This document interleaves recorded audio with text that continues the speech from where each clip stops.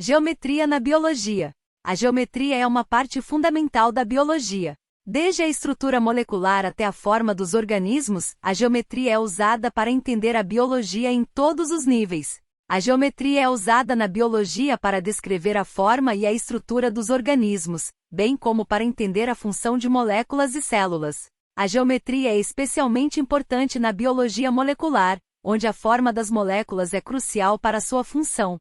Proteínas, por exemplo, são compostas por uma cadeia de aminoácidos que se dobram em uma forma específica, determinada pela geometria molecular. A forma das proteínas é essencial para sua função, incluindo a capacidade de se ligar a outras moléculas e catalisar reações químicas.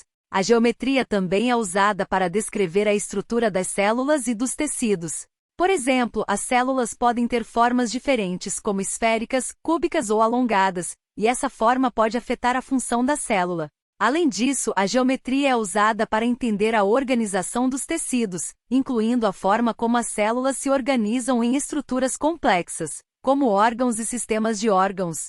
A geometria é usada na biologia evolutiva para entender como as formas dos organismos evoluem ao longo do tempo. Por exemplo, as asas dos pássaros evoluíram a partir de membros anteriores modificados, e a geometria desses membros modificados é importante para entender como as asas evoluíram. A geometria na biologia também é uma fonte de inspiração para a tecnologia e a engenharia. A biomimética, ou estudo de como a natureza resolve problemas de engenharia, muitas vezes usa a geometria dos organismos como fonte de inspiração para criar novos materiais e tecnologias. Em resumo, a geometria é uma parte fundamental da biologia.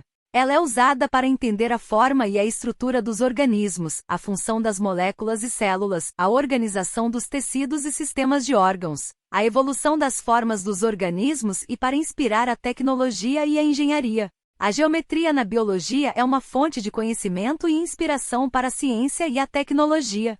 Questões: como a geometria é usada na biologia molecular? Qual é a importância da forma das proteínas? Como a geometria é usada para descrever a estrutura das células e dos tecidos? De que maneira a forma das células pode afetar sua função? Como a geometria é usada para entender a organização dos tecidos em órgãos e sistemas de órgãos? O que é biomimética?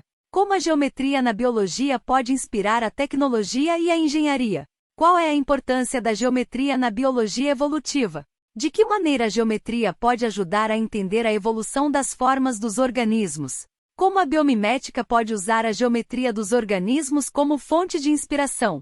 A geometria é usada apenas na biologia molecular? Como a geometria é usada para entender a função das células? Qual é a importância da geometria na organização dos tecidos? Como a geometria pode ajudar a entender a estrutura dos organismos? A geometria é uma fonte de inspiração apenas para a tecnologia e a engenharia?